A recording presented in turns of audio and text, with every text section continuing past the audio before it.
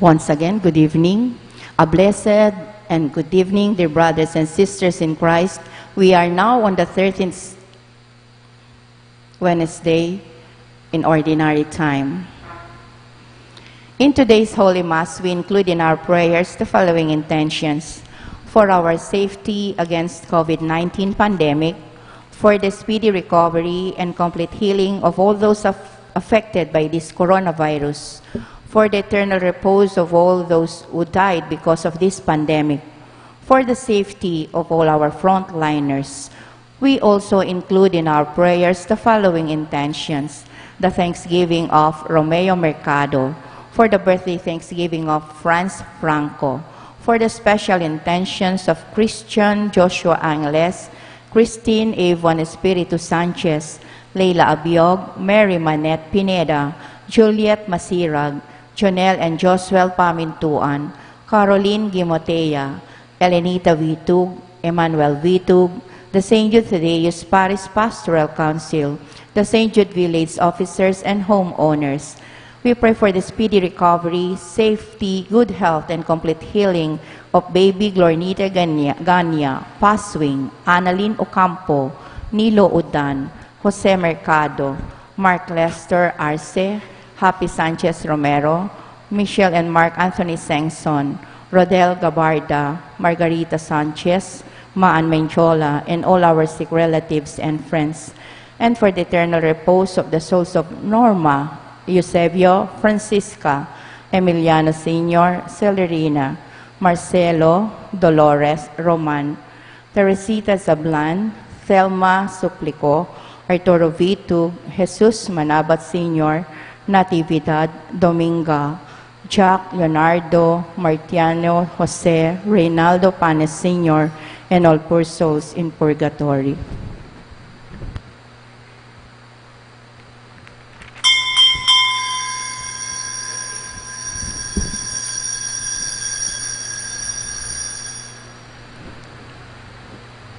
Entrance antiphon. All people, clap your hands, cry to God with shouts of joy.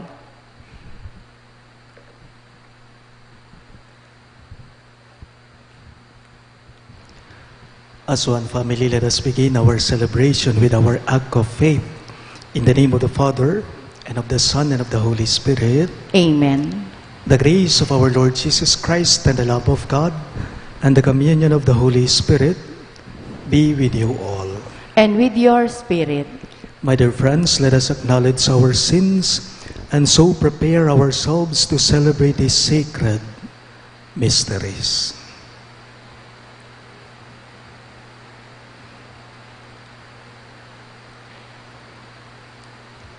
Together we say, I confess to Almighty God and to you, my brothers and sisters, that I have greatly sinned in my thoughts and in my words, in what I have done and in what I have failed to do, through my fault, through my most grievous fault. Therefore I ask Blessed Mary, ever Virgin, all the angels and saints, and you, my brothers and sisters, to pray for me to the Lord our God. May Almighty God have mercy on us, forgive us our sins, and bring us to everlasting life. Amen. Lord have mercy. Lord have mercy. Christ have mercy. Christ have mercy. Lord have mercy. Lord have mercy. Let us pray. Grant, O Lord, that we may always revere and love your holy name, for you never deprive of your guidance those you set firm on the foundation of your love, through our Lord Jesus Christ, your Son, who lives and reigns with you in the unity of the Holy Spirit, one God, forever and ever. Amen.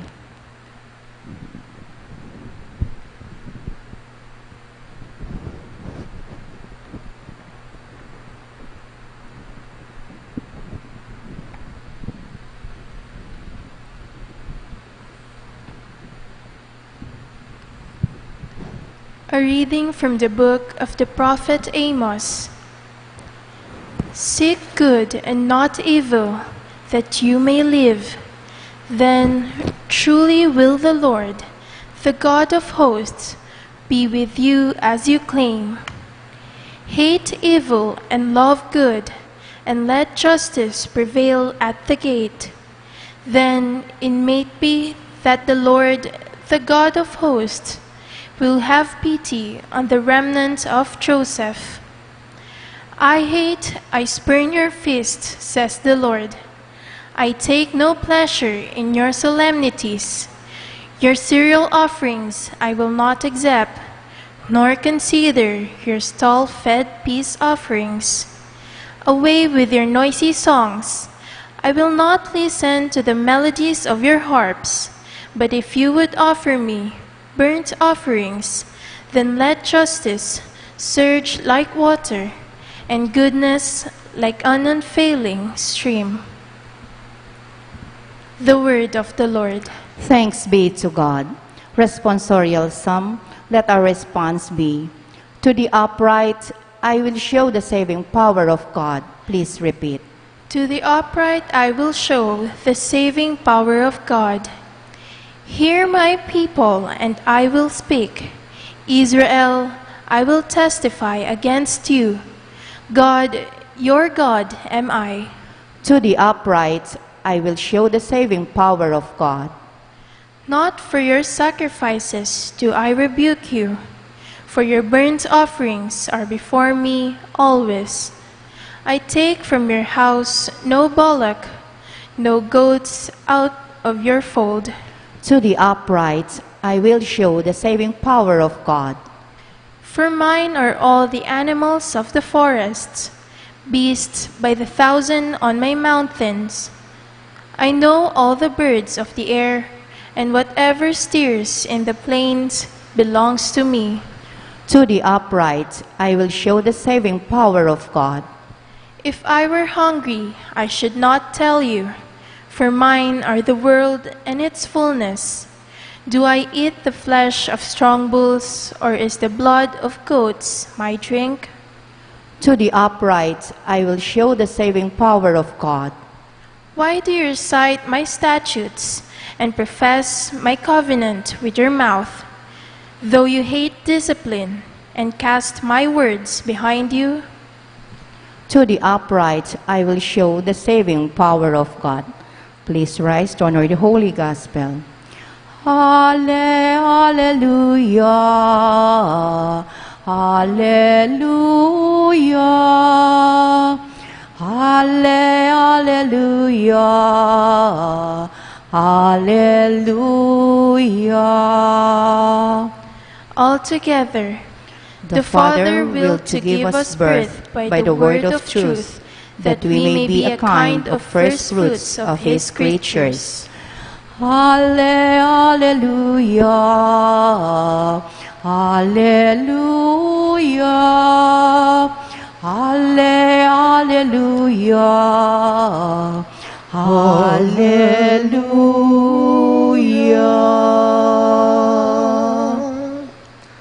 The Lord be with you. And with your spirit. A reading from the Holy Gospel according to Saint Matthew.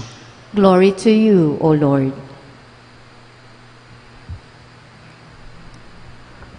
When Jesus came to the territory of the Gadarenes, two demoniacs who were coming from the tombs met him. They were so savage that no one could travel by that road. They cried out, "What have you to do with us, Son of David, Son of God? Have you come here to torment us before the appointed time?" Some distance away, a herd of many swine was feeding.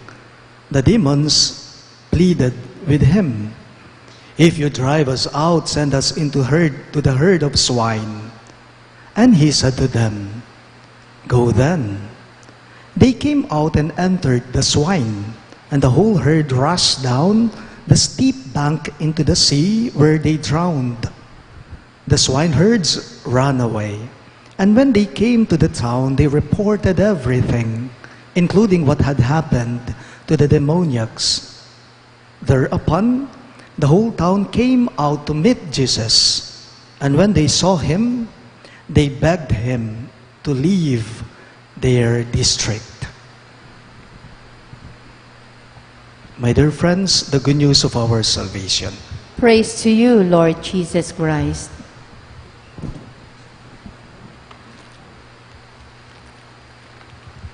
Maya pabengi po kay kayong sabla.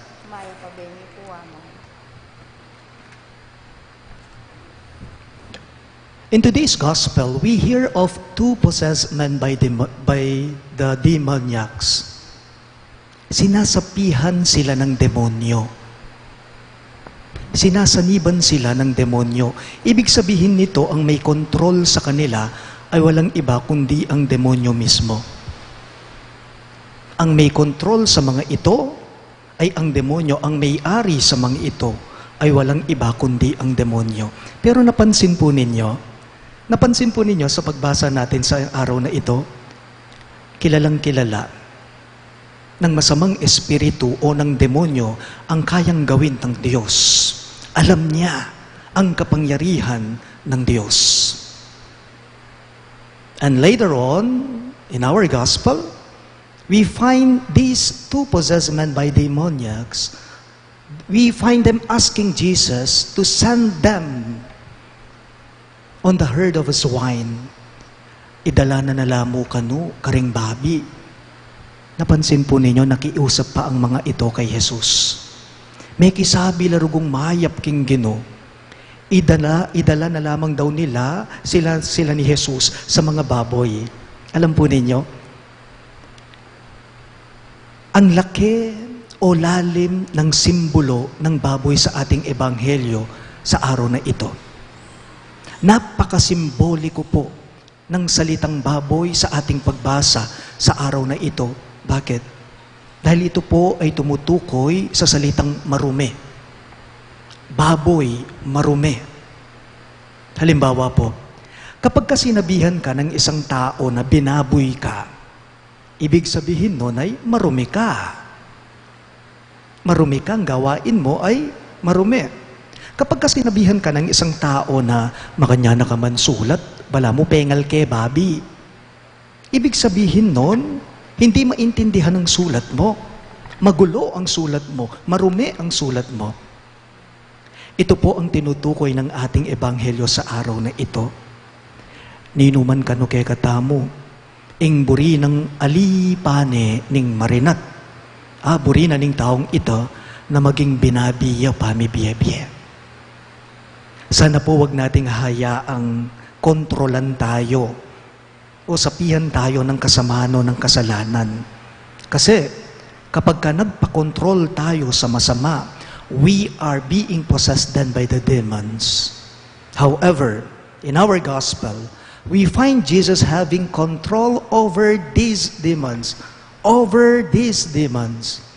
Agyunong tinabi ning Gino, ding marok ay espiritu, kaya niya. Dahil makapangyarihan siya. Agyuna, uling mayupayaya, may control siya. Sana po kahit din tayo, huwag sana po nating hayaang lamunin tayo o kainin tayo ng masamang espiritu o ng demonyo sa buhay natin. Higit na makapangyarihan ng Diyos sa lahat-lahat. Sa Diyos lamang sana po tayo magpaubaya. Sa Diyos lamang sana po tayo magpasakop. Tanong ko lang po, what possesses you? Or what possesses us? Ano yung demonyo na kung minsan pumipigil sa atin upang gawin natin yung masama? Ano kaya yung demonyong pumipigil sa atin upang gawin natin ang kasamahan? Ginagawa mong mabuti, pero sisitsitahan na kaning marok kay espiritu, gawan mo yung marok, inyaping gagawan mo. Ano bang dahilan kung bakit pilit nating ginagawa ang masama? Galit ba? Hinanakit ba? Inggit ba? Selos ba? Pagiging maramot ba? Pagiging mataas ba? You know the good news here? Even if you are into it, even if we are into it, we still have the chance to ask Jesus where to take us. Why? Gaya ng sinabi ko, may control ang Diyos sa lahat-lahat. God has control over any demons. Hamon lang po sa ating lahat. Ito'y imbitasyon na rin sa ating lahat. Saan mo gustong magpadala? Saan po natin gustong magpadala? Nais mo bang idala ka ng demonyo sa marumi upang lalo kang maging masamang tao? Or you want to be possessed by God? Sana po sa Diyos tayo magpasakop lagi. Sana sa Diyos, sana lagi tayo magpakontrol sa mga buhay natin. Bakit? Dahil kapag kontrolado ng Diyos ang buhay mo, kapag ka nagpakontrol ka sa Diyos, siguradong mapapanatag at mapapayapa ang puso mo. Please all rise.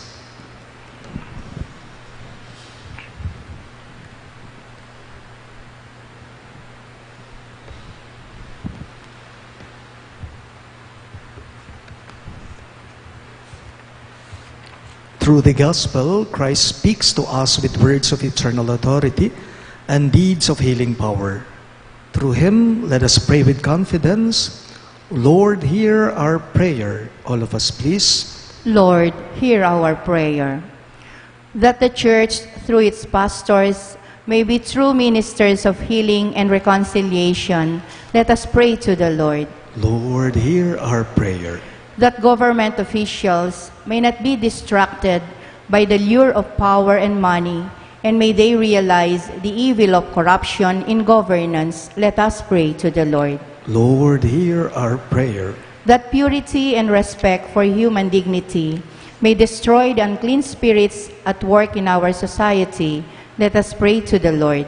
Lord, hear our prayer. That the sick and the suffering may see and feel God's healing presence in those who care for them, let us pray to the Lord. Lord, hear our prayer. That the faithful departed may enjoy the radiant dawn of eternal life, let us pray to the Lord. Lord, hear our prayer. We include in our prayers the following intentions.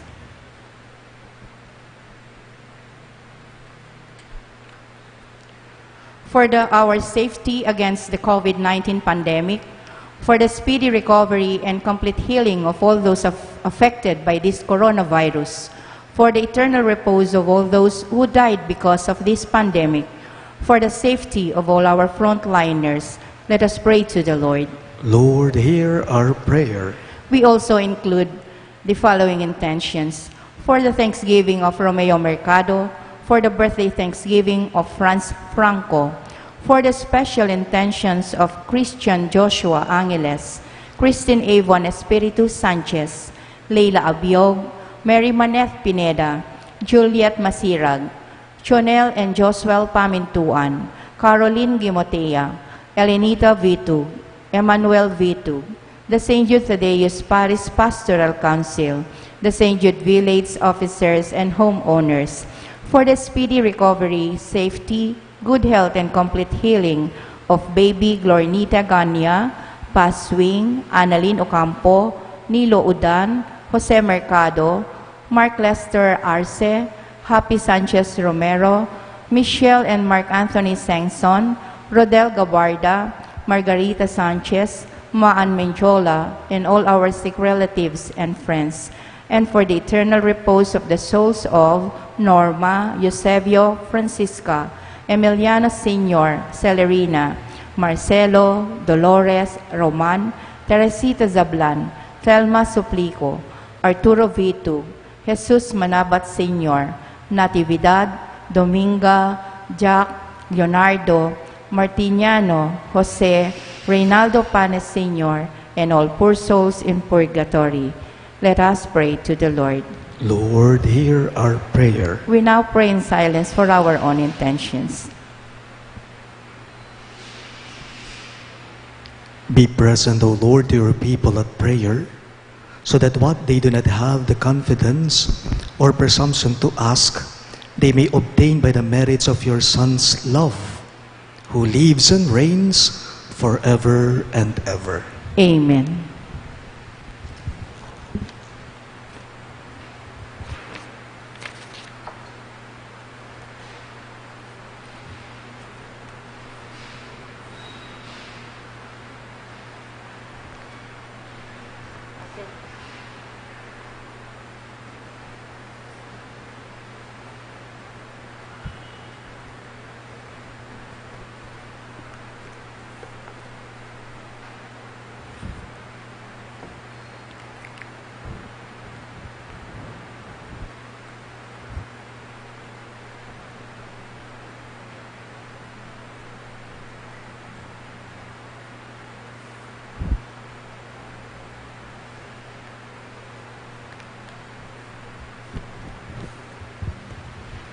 Blessed are you, Lord God of all creation, for through your goodness we have received the bread we offer you, fruit of the earth and work of human hands.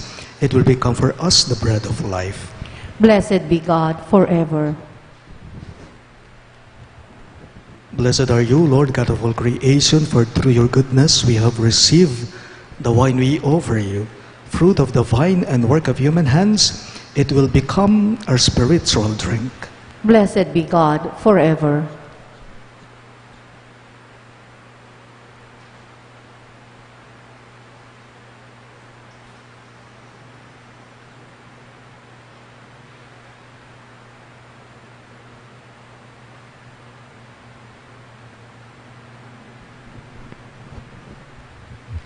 Pray, my dear friends, that my and your sacrifice may be acceptable to God, the Almighty Father.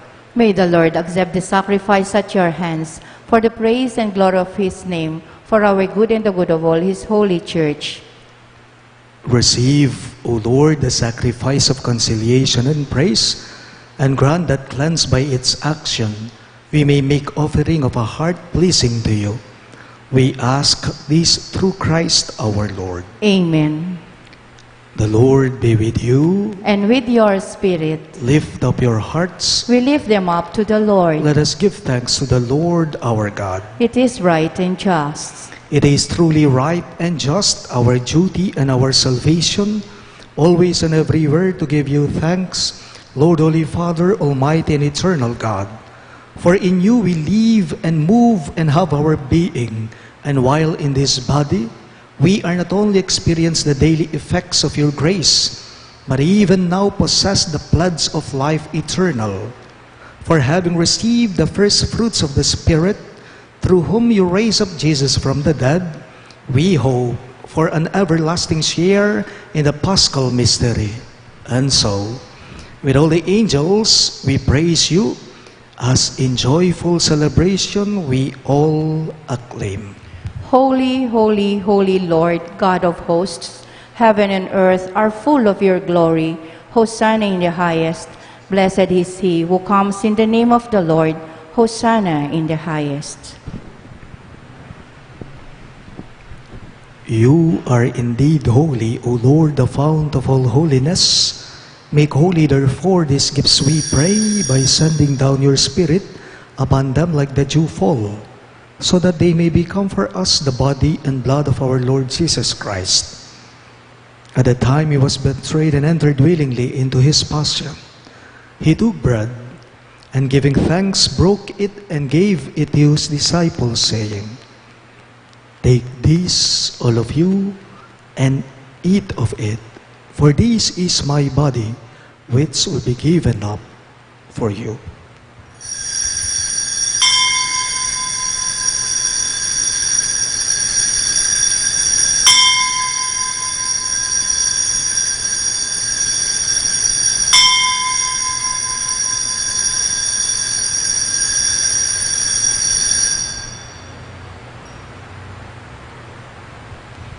In a similar way, when supper was ended, he took the chalice, and once more giving thanks, he gave it to his disciples, saying, "Take this, all of you, and drink from it, for this is the chalice of my blood, the blood of the new and eternal covenant, which will be poured out for you and for many, for the forgiveness of sins. Do this in memory of me."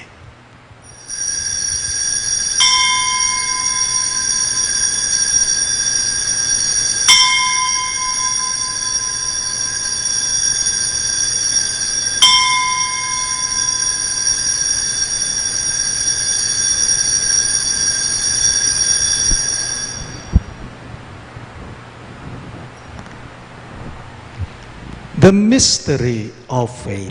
Christ has died. Christ is risen. Christ will come again. Therefore, as we celebrate the memorial of his death and resurrection, we offer you, Lord, the bread of life and the chalice of salvation, giving thanks that you have held us worthy to be in your presence and minister to you. Humbly we pray that, partaking of the body and blood of Christ, we may be gathered into one by the Holy Spirit. Remember, Lord, your church spread throughout the world, and bring her to the fullness of charity, together with Francis, our Pope, Florentino, our Bishop, Pasiano, our Bishop Emeritus, and all the clergy. Remember your servant Norma, whom you have called from this world to yourself. Grant that she was united with your Son in a death like his, may also be one with him in his resurrection. Remember also our brothers and sisters who have fallen asleep in the hope of the resurrection, and all who have died in your mercy. Welcome them into the light of your face. Have mercy on us all. We pray that with the Blessed Virgin Mary, Mother of God, with Saint Joseph, her most chaste spouse, with the blessed apostles, Saint Jude Thaddeus, our patron saint, and all the saints who have pleased you throughout the ages, we may merit to be co-heirs to eternal life, and may praise and glorify you through your Son, Jesus Christ. Through him, with him, and in him, in the unity of the Holy Spirit, all glory and honor is yours, Almighty Father, forever and ever. Amen. Amen. Amen. Amen.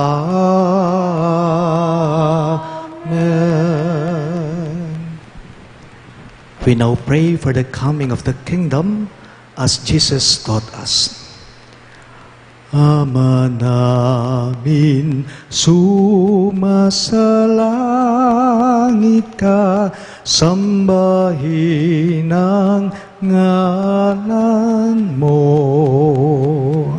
Mapasa amin ang kaharian mo, sundin ang loob mo. Dito sa lupa para ng salangit, bigyan mo kami ngayon ng aming kakanin sa araw-araw, at patawarin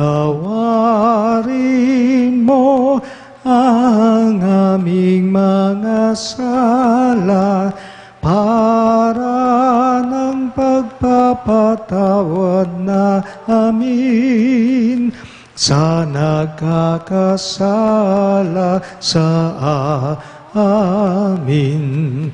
At huwag mo kaming ipahintulot sa tukso, at iadya mo kami sa lahat ng masama. Deliver us, Lord, we pray, from every evil. Graciously grant peace in our days, that by the hope of your mercy, we may be always free from sin and safe from all distress, as we await the blessed hope and the coming of our Savior, Jesus Christ. For the kingdom, the power, and the glory are yours, now and forever. Lord Jesus Christ, who said to your apostles, "Peace I leave you, my peace I give you," look not on our sins, but on the faith of your church, and graciously grant her peace and unity in accordance with your will, who live and reign forever and ever.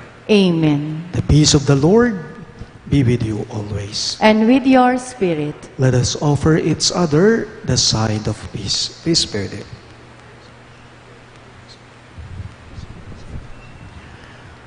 Lamb of God, you take away the sins of the world, have mercy on us. Lamb of God, you take away the sins of the world, have mercy on us. Lamb of God, you take away the sins of the world, grant us peace.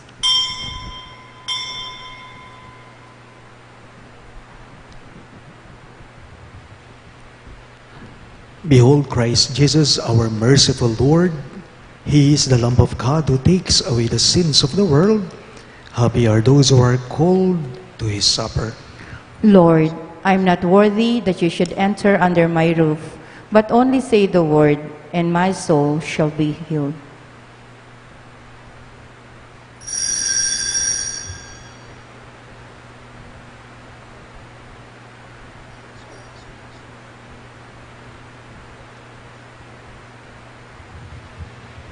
The body of Christ. Amen.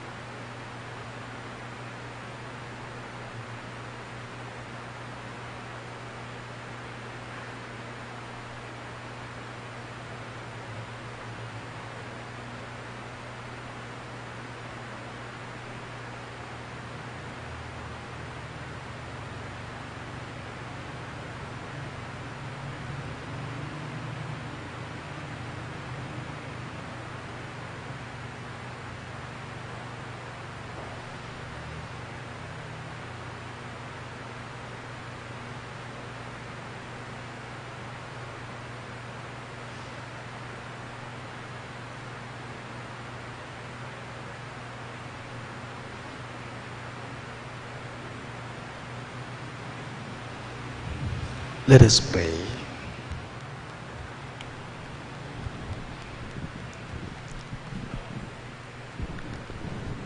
May this divine sacrifice we have offered and received fill us with life, O Lord, we pray, so that bound to you in lasting charity, we may bear fruit that lasts forever. We ask this through Christ our Lord. Amen. Let us all kneel for the Oratio Imperata.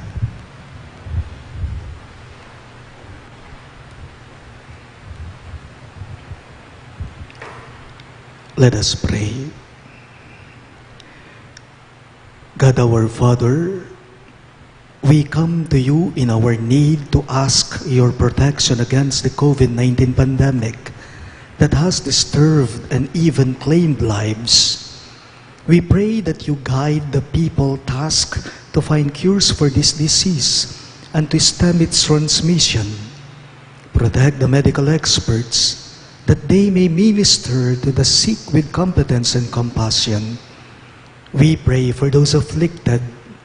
May they be restored to health soon. Protect those who cared for them. Grant eternal rest to those who have died. Give us the grace in this trying time to work for the good of all and to help those in need. We implore you to stop the spread of this virus and to save us from our fears. Grant all this through our Lord Jesus Christ, your Son, who lives and reigns with you in the unity of the Holy Spirit, one God forever and ever. Amen. We fly to your protection, O Holy Mother of God. Do not despise our petition in our necessities, but deliver us always from all dangers, O glorious and blessed Virgin. Amen. Virgen de los Remedios, health of the sick, Pray for us. Saint Raphael the Archangel, Pray for us. Saint Joseph, Pray for us. Saint Jude Thaddeus, Pray for us. Saint Roque, Pray for us. Saint Lorenzo Ruiz, Pray for us. Saint Pedro Calungsod, Pray for us. Santo Cristo del Perdón. Have mercy on us.